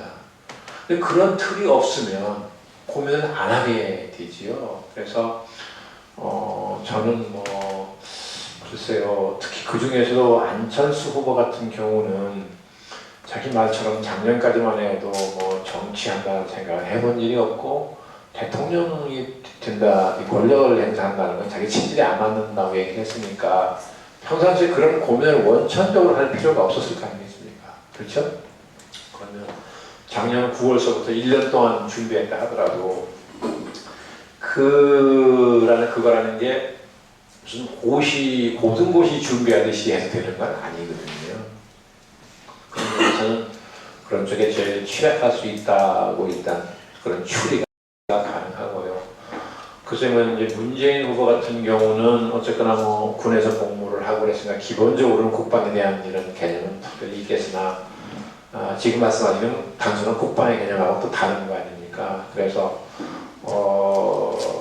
저는 새 후보다 아까 말씀하신 그런 부분에 대한 소양이 많이 부족한 거 아닌가 하는 걱정을 하는 사람 중에 하나입니다. 솔직히 말씀드리면. 네. 네, 알겠습니다. 네, 또 다른 질문.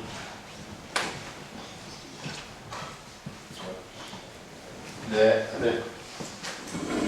말씀 중에 그냥 앉아서 말씀하시고 저도 앉아있는데. 자기 소개 잠깐 하시죠. 상처럼 공인의 자세에 대해서 귀한 말씀 주신 걸 잘 들었습니다. 근데 하나 한편으로는 뭐또 대통령만 공인인 것이 아니고 사람들이 여러 사람들이 공적 역할을 했어요. 예. 그랬는데 대통령하고 비슷하게 지금 보시고 여러 가지 평가 내리신 여러 가지 대통령의 부분에 있어서 들어가는 것과 비슷하게 다른 지금 맡고 계신 분들도 좀 그런 점에서는 마찬가지 평가를 받을 만큼 이렇게 네. 충분한 공적의식이 없는 것 같다는 생각이 네. 들고요. 근데 이제 그런 공적의식을 이제 사람들이 확인하고 그런 사람들을 선택을 할 수 있는 이제 그런 과정이 이제 필요한데 그것이 아까 김덕 수장이 얘기했던 어떤 정치개혁이라고 했을 때 정치개혁이라고 하는 것들도 그 내용 중에 하나가 그런 공적의식을 확인할 수 있고 공적의식을 키워낼 수 있는 그런 곳이 되었으면 좋겠다, 정치가. 뭐 그런 차원의 의미가 아마 포함되는 것 같다는 생각이 드는데 아까 김덕 수장은 여러 사람의 여러 후보들의 공약을 했는데 그 정치개혁 관련되어서 뭐 좀 특별하게 그분의 말씀을 주셨으니까 어떤 것이 제도적으로 바뀌면 그런 사람들을 발견할 수 있거나 국민들이 알아낼 수 있거나 할 수 있는지에 대해서 공약이 있으시면 글쎄 어떤 제도를 하나 고치거나 만들어가지고 되는 일은 아니라고 보고요. 이게 세 가지 요인이 있죠. 우선 이제 제도 요인이 있고 환경 요인이 있습니다. 환경이란 문화, 풍토, 행위자, 사람 요인이 있는데 지금 발표되고 있는 그 후보들의 정치 쇄신안은 제가 볼 때 거의 다 제도적인 관점입니다. 제도주의적 관점은 제도를 고치는 쪽에 가 있는데 제도도 물론 중요하지만 제도 못지않게 중요한 게 제도를 운영하는 것이고 그렇죠. 운영 사람이 하는 거 아닙니까? 그러니까 행위자 요인이 굉장히 중요하고 그 다음에 이제 그 환경도 굉장히 중요하죠. 그러니까 제도가 중요하지 않다는 게 아니라 제도적인 개선만 가지고는 저는 정치 쇄신은 안 된다고 보는 사람입니다. 그러니까 이게 무엇이 먼저고 무엇이 나중인지 얘기하기 어려우나 그러니까 접근할 때 통합적으로 접근해야 된다고 저는 보는 거죠. 세 가지 요소를 다 얘기해야 되는 거예요. 제도만 가지고 안 되니까 예. 이 우리나라의 정치 풍토가 어떻게 이렇게 만드느냐 하는 것도 냉철하게 보고 그것도 개선책을 얘기해야 되고요. 사람의 요인이 또 있잖아요. 네. 그러니까 이 세 가지 요인은 다 통합적으로 접근하고 이 정치 쇄신을 고민해야 되는데 만약 그렇게 하자면 그게 상당히 방대한 작업이고 시간이 오래 걸리고 또 딱 이렇게 손에 안 잡히는 추상성이 있고 그래서 그런지 거의 다 제도개혁 쪽으로 지금 가고 있거든요. 네, 저는 그런데 그런 뭐 제도개혁이 중요하지 않다는 게 아니라 풍토와 사람을 그대로 두고 그 100번 바꿔도 저는 그 실효성이 없을 거라고 보거든요. 그래서 아까 우리 김 부장께서도 사람 기르는 문제를 잠깐 얘기하셨는데, 자, 민주주의 국가에서 지도자는 사회 밖에서 성장할 수가 없습니다. 사회 안에서 성장에 하기 마련이죠. 그럼 사회가 인재를 길러야 되는데, 우리 한국 사회처럼 사람 안 기르는 사회가 또 드물어요. 그러니까 예를 들면 국가 지도자를 기르려면 유럽처럼 오랫동안 내각제와 다수당이 확립된 나라에서는 이미 10대 때 당에 들어가는 경우가 많습니다. 학생 신분으로 입당을 하는 거죠. 그럼 당에 10대 당원들이 있습니다. 그리고 뭐 대학생도 많고, 그러면 당이 그 학생들을 열심히 관찰해서 상당히 정치적으로 성장한 가능성 인재를 키웁니다. 훈련을 시키는 거예요. 교육하고 양성을 하는 과정이 있어요. 그래서 그 뭐 런던 스쿨 오브 이코노믹스 같은 그 학교는 노동당의 이제 인재를 양성하는 학교라고 그러지 않습니까? 그래서 학생 때부터 당에 들어가서 다 당원으로서 훈련을 받은 성장하는 과정이 쭉 있어서 그게 성장하는 과정인 동시에 검증의 과정이 있는 거죠. 그러니까 그렇게 해서 나중에 올라가서 소수자가 남잖아요. 그 중에서 뭐 수상되는 사람, 뭐 국회의원 되는 사람 나온다는 거죠. 미국 같은 경우는 유럽하고 조금 달라서 거기를 미국을 보면 의원 보좌관 제도를 굉장히 많이 활용한다고 보는데요. 국회의원 보좌관, 상하 양원에. 그리고 그 우리하고는 달라서 우리는 국회의원이 개인적으로 뭐 보좌관을 막 써가지고 무슨 뭐 천암도 보좌관 등록하고 뭐 딸도 등록하고 그런다는 거 아니에요.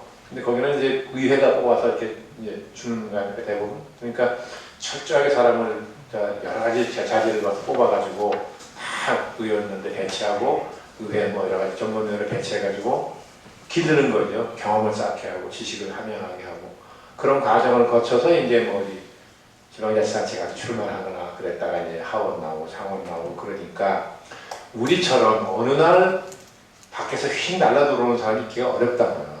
우리는 정치 현장에 아까 말씀드린 것처럼 국회와 정가이라는 데가 완전히 무슨 사기꾼 집단이라는 평가를 받거나 혐오와 경멸의 대상이 되다 보니까 그 현장으로부터 멀리 있던 참신한 사람을 좋아하는, 선호하는 경향이 생깁니다.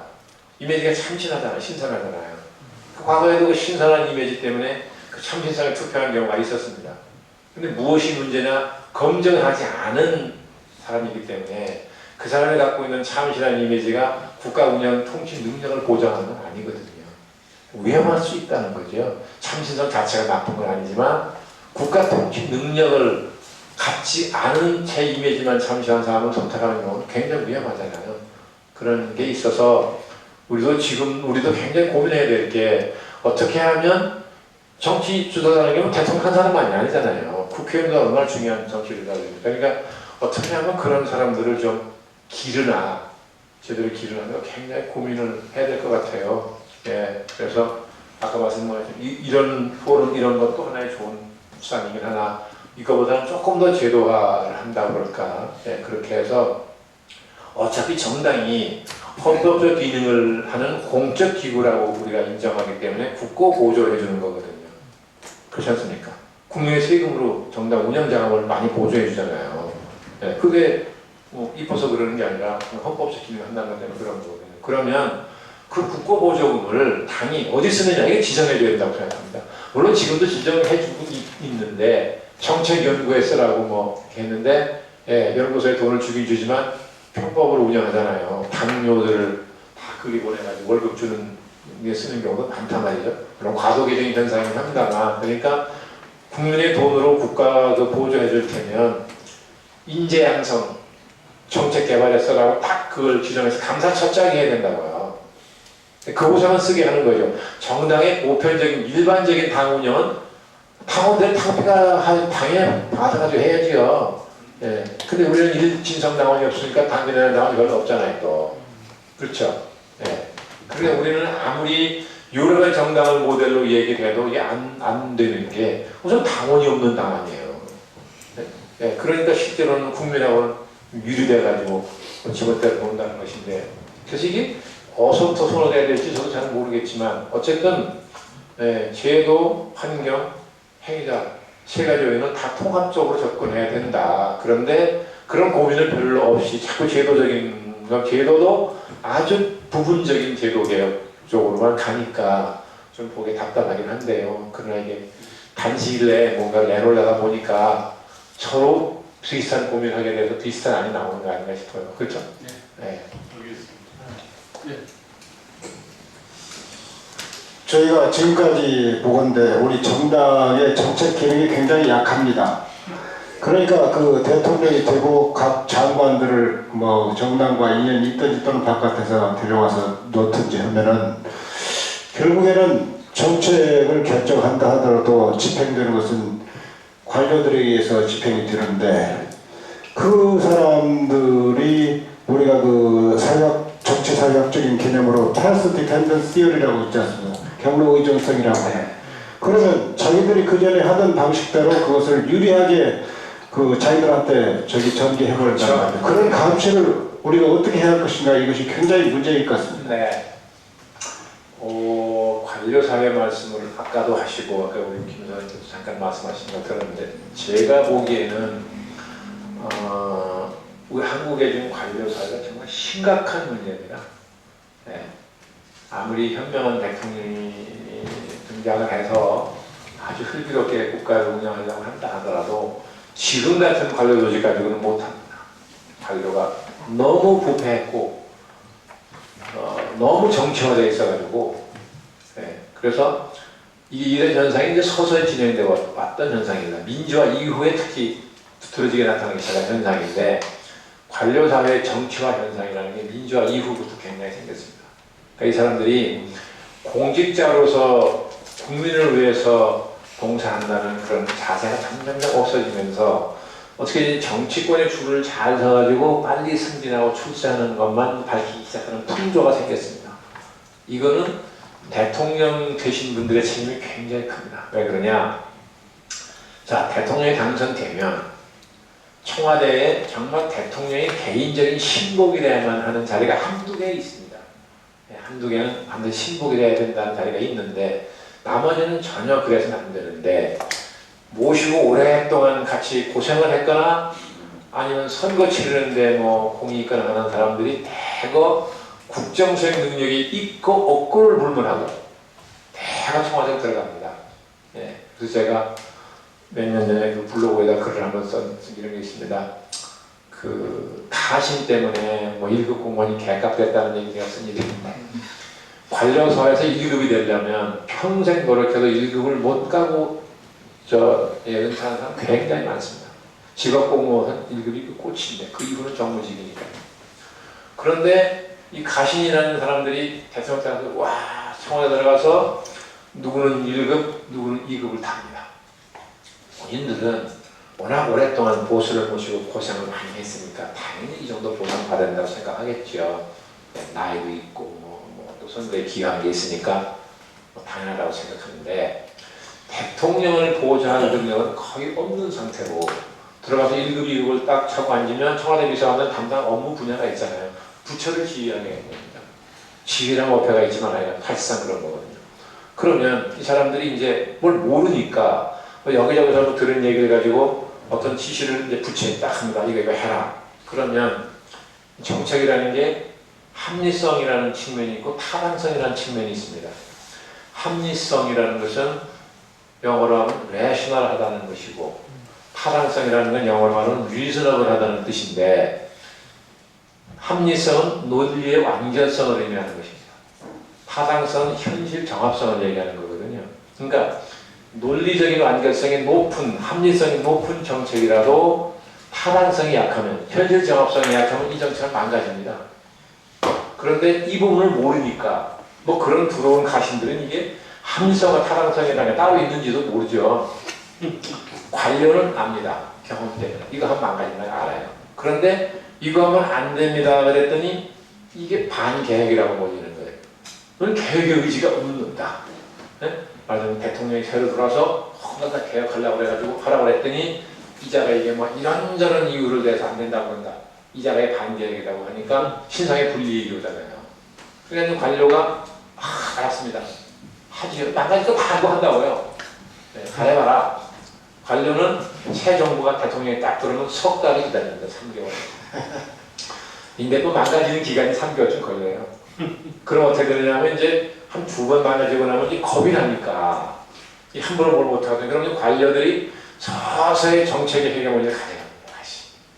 그럼 관료는 아까 말씀하신 것처럼 과거에 자기가 하던 거 안 고치려고 그러고 그렇죠? 네, 타성이 있으니까 네. 그게 다 나오지요. 그래서 국민이 보면 달라지는 게 없는 거예요. 어? 옛날 그런 식이죠. 자, 국무총리실에 규제개혁위원회를 만들어요. 총리위원장이나 장관들이 위원회예요. 규제개혁위원회를 한번 비서관까지 있습니다. 고위직. 그렇게 와서 결정합니다. 이제 법을 법은 국회에서 만드는 건 못 되지만 시행령 있죠. 국무에서 의결하는 시행령. 시행령이 굉장히 많은 부분이 있는데 이게 불필요한 규제라는 이제 이걸 바꾸기로 합니다. 총리와 강요들이 규제개혁위원회에서 오케이 이 규제 조항 폐지한다 결정을 해요. 그런데 민원인의 입장에서는 다 되는 게 거의 없습니다. 왜 그러냐? 관리들이 그거를 부령으로 옮겨버린다. 시행령 없애버린 것을 부령을 부처가 만드는 것이라 장관 곁으로 드는 거거든요. 그러니까 장관은요, 저도 해봤지만 이 부령이 올라오면 이게 뭐 하도 많이 다 세밀하고 이걸 뭐 이 장관이 다 잡아가지고 뭐 합리적이냐 이게 따질 수가 없어요. 더군다나 뭐 과장, 국장, 실장, 차관 거쳐 왔는데 장관이 그거 따지고 있을 수 있습니까? 그럼 또 쫀쫀하다 또 여기나 뭐 네. 그냥 차관이 했으면 장관이 자동적으로 하죠. 그 부령에 규제를 다 옮겨버린다고요. 비슷한 표현이고. 그럼 민원인 입장에서는 안 돼요, 안 돼. 안 되긴 마찬가지예요. 뭐 시행령이 안 돼서 안 되거나 법이 안 돼서 안 되거나 부령이 안 돼서 안 되거나 안 되긴 마찬가지 아니에요. 그럼 민원인 입장은 뭐 대통령 밖도 새 정부 들어가서 무슨 규제 계획이 몇 건이고 뭐 몇 건이고 막 발표가 나갑니다. 뭐 다르니까 아무것도 없는데. 네. 그럼 신뢰가 망가지는 거죠. 더군다나 경제부처의 관료들은 이 기업체 이해관계하고 밀접한 관계가 있는 정치가 다르잖아요. 그렇죠? 박정희 대통령이 한참 산업화를 시작할 때는 경제부처 관료들을 특별히 감시했습니다. 혹시 그 기업하고 유착하는 공무원이 있을까봐 굉장히 감시했어요. 예. 그게 뭐 그 방법을 찬양하는 건 아니지만 어쨌든 관료 사회가 혹시라도 부패해가지고 차관을 얻는 거라든지 국민의 예금을 쓰는 자원을 배분하는 과정에서 불공정함이 있을까봐 박정희 굉장히 까다롭게 감시를 했고 재벌들도 또 개인적으로 사치스러운 생각을 못했습니다. 집을 좀 호소하게 졌다 보고받은 건 그 기억이 난리가 납니다. 네? 국민의 돈으로 빌려다가 기업하는 자가 어디다 그러니까 오빠주택을 짓냐고 난리가 나니까 무서워서 못했거든요. 이제 그러다가 이제 그 시대가 가고 민주화 시대가 시작되니까 상대적으로 국가의 힘이 약해지는 거죠. 민주주의가 되는 힘이 분산되니까. 이제 그러면서 또 서서히 그런 관료 사회와 대기업에 대한 그렇죠? 국가의 이제 이 감시 기능이 서서히 약해지면서 급속도로 그쪽이 이제 뭐 팽창이 하고 무너진 건데 그래서 민주화 이후에 아까 말씀드린 그런 현상이 벌어지니까 관료들이 가만히 보니까 아니 이게 뭐 주거라고 내가 일하시는 거는 출세가 도움이 안 돼요. 줄을 잘 서야 돼 줄을. 이게 중요하다고요. 그러니까 관료사회 정치화 현상이 굉장히 급속도로 진행이 됐습니다. 예. 특히 일반 행정부처도 그렇지만 국가정보기관, 국정원 안기관은 국가정보기관 아니에요. 이 국가정보기관이라는 정치는 왜 국가정보기관이냐면 많은 부문 정보기관이 있어요. 군에도 있고 경찰도 있고 다 많이 있죠.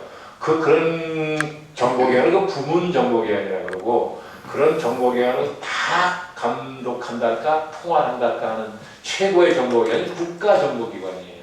그게 이제 국정원인 거죠. 그러니까 그 국가정보기관은 사실은 정권이 바뀌거나 안 바뀌고 관계없이 그 직업적인 전문가들이 가서 일을 해야 되는데 항상 그럴 수는 없지만 근데 이제 민주화 이후에는 거기도 고도의 전문성과 중립성을 요하는 그 부분에도 정치팀이 세게 들어가가지고 인사가 막 바람 불어가지고 특정 지역이 다 나가고 그 자리에 특정 지역이 다 들어간다. 또 다른 지역으로 바뀌니까 또 반대 현상이 참 이슬 몇 번 하고 나니까 다 나가고 살아. 이렇게 돼버렸어요. 그래서 관료사회의 기강이 제가 보기에는 거의 무너진 상태입니다. 특히 경제부처 관료 중에는 아까 말씀드린 그런 특성 때문에 그렇겠지만 대통령은 5년 있으면 나가요. 그리고 3년만 되면 힘 빠져. 그냥 뭐 좀 내가 지금 조금 뭐 불이익을 받아도 3년만 기다리면 돼요. 그런데 재벌 기업은 영원하다고 보인다고요. 그렇잖아요. 그러면 대통령은 더 의식하겠어요. 재벌 총수를 더 의식하겠어요. 하나님이 그럴 수 있다고요. 네, 그래서 이걸 어떻게 감시하느냐. 물론 그 대통령 한 사람이 굉장히 중요하죠. 제가 싱가포르에 대사관 근무를 할 때 싱가포르에 CPIB라는 기구가 있습니다. 이게 이니셜 딴 건데 코랍트는 부패라는 뜻이잖아요. 프랙티스 행위 인베스티게이션 뷰로에서 부패 행위 조사국이라는 게 있는데 수상 직속, 이광유 수상 직속인데 얼마나 무서운지 운운에도 CPIB 온다 그러면 그친다는 농담이 있더라고요. 그래서 책임자를 오래 하다가 정년 퇴임한 사람들 일부러 찾아가서 자, 싱가포르이 아시아 국가 중에서 부패를 척결한 나라라고 평가를 하는데 요체가 비결이 요체가 뭐냐? 물어봤더니 가만히 있더니 한 사람에게 달렸다. 한 사람이 누구냐? 우리를 말하는 수장, 너희를 말하는 대통령이다. 그 대통령이 절대로 부패하지 않고 부패를 용납하지 않으면 부패가 상당 부분 해결됩니다. 근데 대통령이 부패의 소지가 있고 부패를 명확하게 처벌할 의지가 없으면 어떤 제도로도 못 막는다. 그 사람 대답이었어요. 네. 그래서 한 사람이 제일 중요한데 그렇다고 한 사람만을 변할 수 없으니까 결국 뭐 정부가 요새 뭐예요? 새누리당이 내놓는 거 보면 뭐 이제 여러 가지 뭐 검찰 어떻게 하고 그런 게 많이 있었잖아요. 그런 제도 계획도 물론 중요하겠지만 문제는 시민사회의 감시예요. 그러니까 우리가 시민이 높은 시민의식을 가지고 그걸 감시해서 그게 불공정하거나 부당한 짓을 지금 못하게 시민이 해야 되거든요. 발언하고 행동해야 되는 거죠. 그래서 말이 있잖아요. 민주주의든 지도자든 그 나라 국민의 수준에 맞는 걸 갖게 마련이라는 거죠.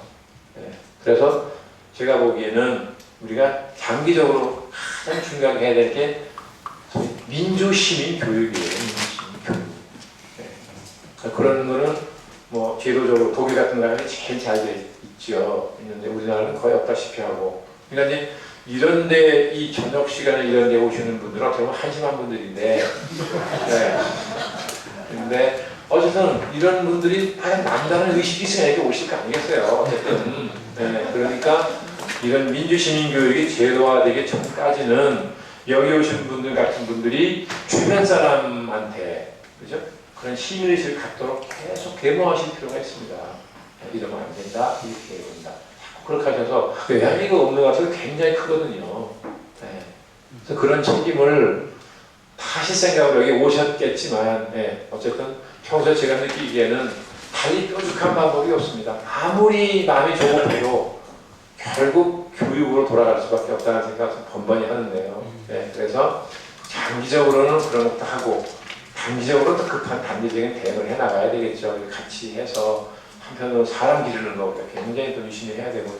그렇게 해서 뭐 한 30년 지난 후에는 그렇죠?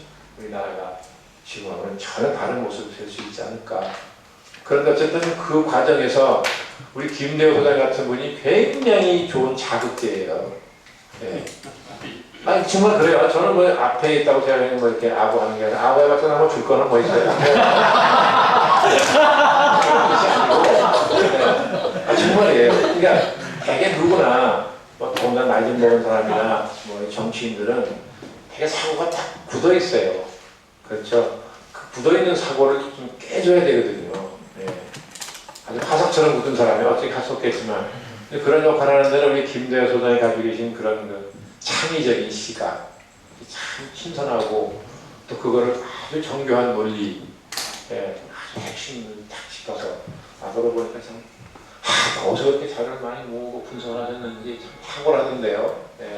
아마 제가 아까 뭐 충분한 시간 아니었습니다는 어떤 현실이나 현상 분석을 저렇게 입체적으로 하는 건 전 들어본 일이 별로 없어요. 그래서 아까 내가 혹시 저 프린트아웃 같은 거 있으면 좀 주십시오. 공부 좀 해야 되니까. 메일도 다 보내드리겠습니다. 그래서 이제 제가 어디 가서 써먹을 때 반드시 원전을 이건 김대호 소장의 힘이니까 안 그러면 후회니까. 그래서 어쨌든 그래서 여기 오신 분들의 역할이 하여간 국회보다 더 크다고 생각을 하시고요. 평소에 그런 노력을 좀 많이 해주십시오. 저 유언 늦었는데 좀 마지막 질문 하나. 네, 네. 예, 마지막 질문입니다. 마지막 질문 받고 바로 마무리 말씀을 해주세요. 예. 아 죄송합니다. 늦었는데요. 저 윤여준 전 장관님께서 오신다고 해서 제가 오늘 사실은 돈도 안 내고 지금 도망하고 있는데 돈은 꼭 내겠습니다. 돈 제가 내드리겠습니다. 네 그리고 저는 일단 저도 사실 윤여준 전 장관에 대한 이제 뭐 이런 편견 같은 게 일단 한나라 쪽에 계속 계시고 이래서 그랬는데 그 안철수 지금 후보님하고 청춘 콘서트 기획을 하셨다는 말을 네. 듣고 또 하나의 편견이 나이가 연세가 꽤 되시는데 또나 청춘 콘서트를 그래서 좀 놀라웠거든요. 네. 그래서 두 가지 질문을 좀 드리고 싶은데요. 하나는 어떻게 그 연세도 그렇게 청춘 콘서트를 기획할 수 있는 그게 어디서 내지는 어떤 식으로 제의를 받고 어떻게 되는지 좀 궁금하고요. 또 하나는 문재인 후보가 윤여준 전 장관님께 찾아와서 왜 그 직을 맡아달라고 했는지 좀 뒷얘기도 조금 알겠습니다. 궁금합니다. 네. 청춘 콘서트는 제가 그 평화재단이라는 데서 이제 교육원장직을 맡고 있는 아카데미 코스가 여러 개 있습니다. 굉장히 1년에 봄, 가을로 이렇게 두 차례 하는데 그 커리큘럼을 짜야 되고 또 그 강사를 선정해서 섭외하는 게 굉장히 공을 들여야 됩니다. 좋은 강사를 늘 물색을 하는데 그 박경철 원장이라는 시골 의사라는 필명을 가진 그 박경철 씨가 신문에 칼럼을 계속 쓰는데 제가 그걸 번번이 읽어보면서 선정 관점도 좋고 논리 구성력도 좋고 좋다. 알아봤더니 되게 유명한 사람이라고 하더라고요. 증권 이거 분석가고 해가지고. 그래서 제가 한번 박경철 원장을 강사로 한번 섭외했습니다. 또 승낙해서 왔어요, 강의하러. 오늘 제가 저녁 대접을 간단히 하기 때문에 저녁을 먹으면서 얘기를 했는데 상당히 재밌게 얘기를 하다가 박 원장이 저를 보고 저는 별거 아닙니다. 안철수 교수 한번 만나보세요. 그러더라고요.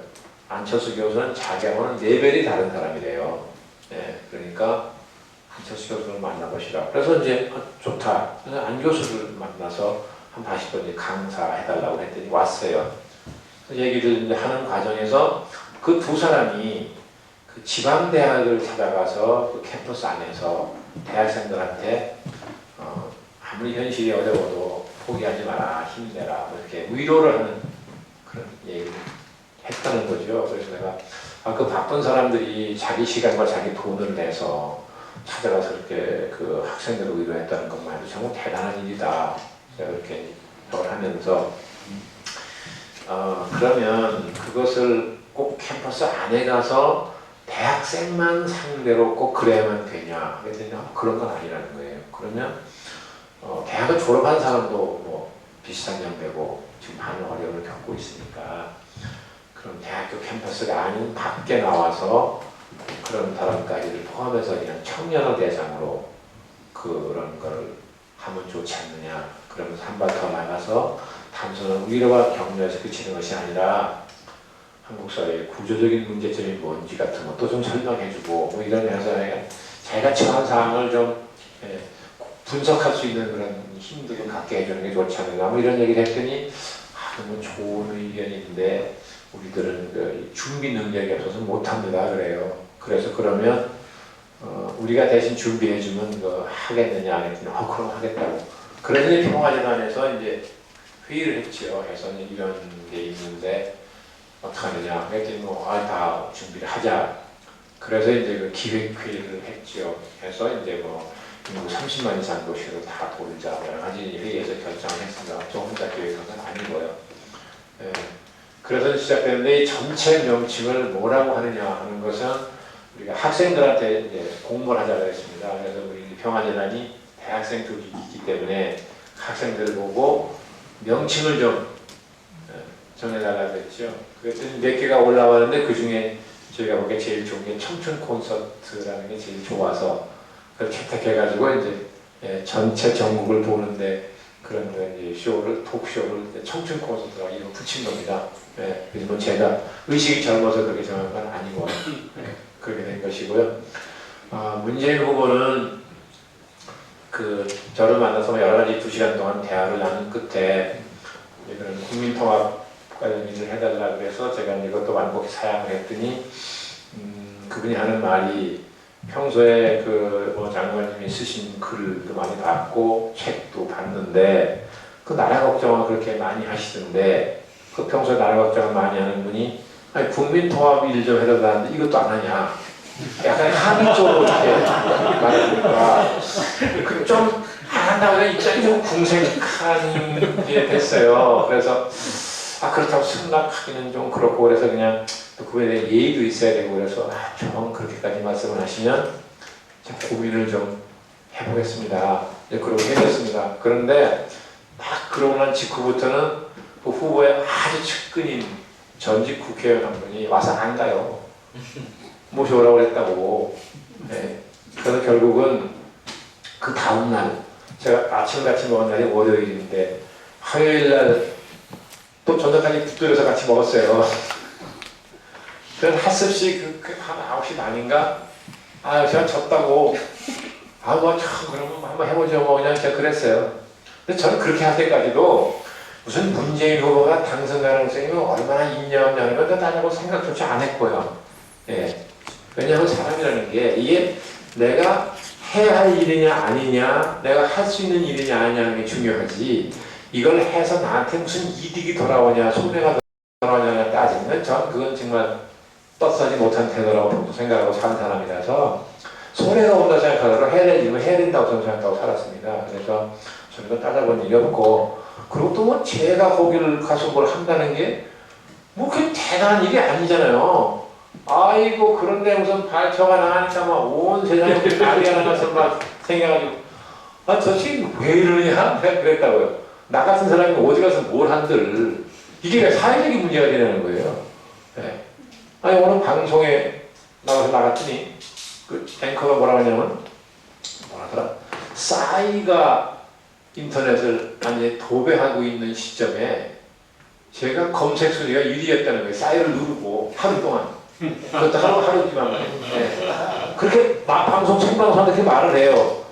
모셔왔는 인물을 여기 모셔와다 놨는데 이분이 누구냐면 뭐 최근에 이래가지고 싸이가 지배하는 인터넷 이걸 갖다가 하루 동안 누르고 검색 순위 1위에 올라갔던 사람이다. 그래서 우선 처음 들었어요 이 소리를.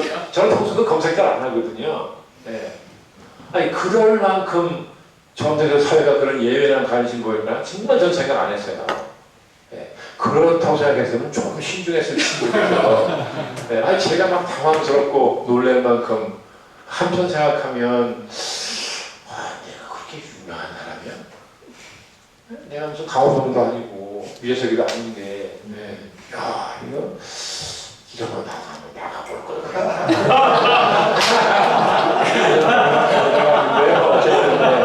무슨 특별한 무슨 계기가 있었던 건 아닙니다. 네, 그냥 소박하게 그런 일 때문에 벌어진 일이죠. 예, 알겠습니다. 이제 좀 마칠 때가 된 것 같은데요. 시간이 주시기가 조금 빠릅니다. 10시 27분이네요. 자, 그러면 이 긴 북토크에 이렇게 응해주신 장관님도 대단하지만 여기 앉아있는 사람도 못지않게 대단하니까 우리 모두를 위해서 뜨거운 박수로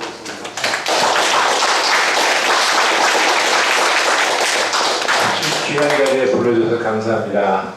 예.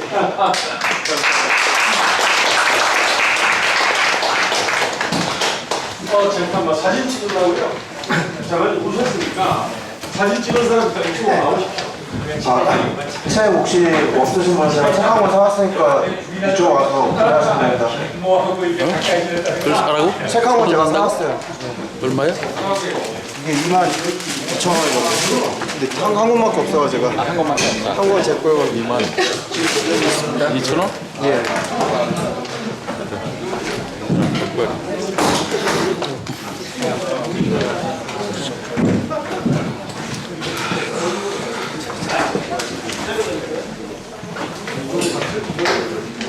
책 사갖고 오늘 꿀개지네.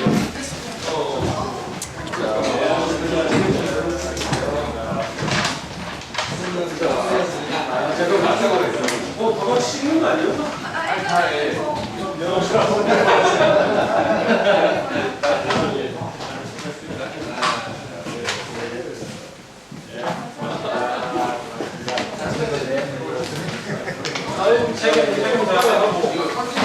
잠깐만 사진을 먼저 찍죠. 앞으로 사진 한 장을 딱 했습니다.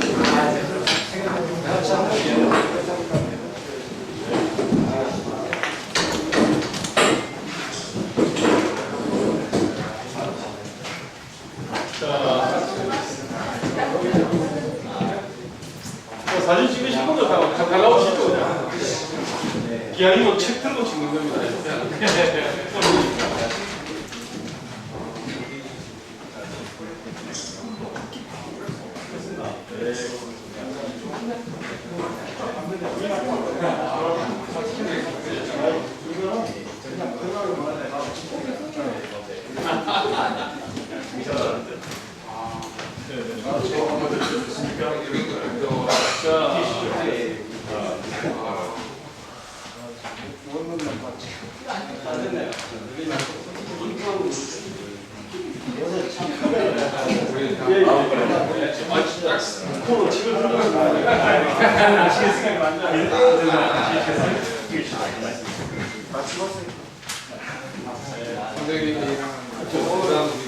사이를 내는 사람.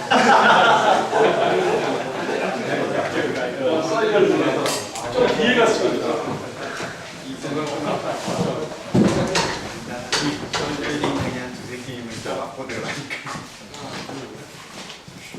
국가 틀을 크게 만들어서 잘 가야 됩니다. 근데 지금 사인을 좀 더 하셔야 될 것 같은데 사인 못 받은 분들이 있는 것 같은데 책을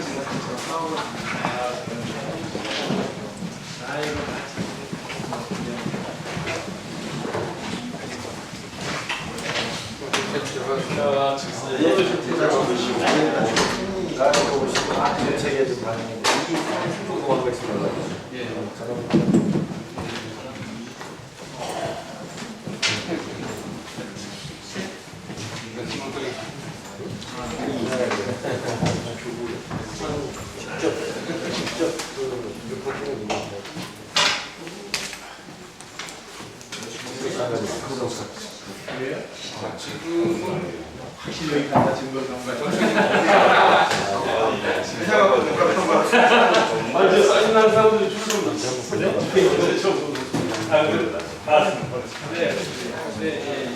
자리에 앉으시다.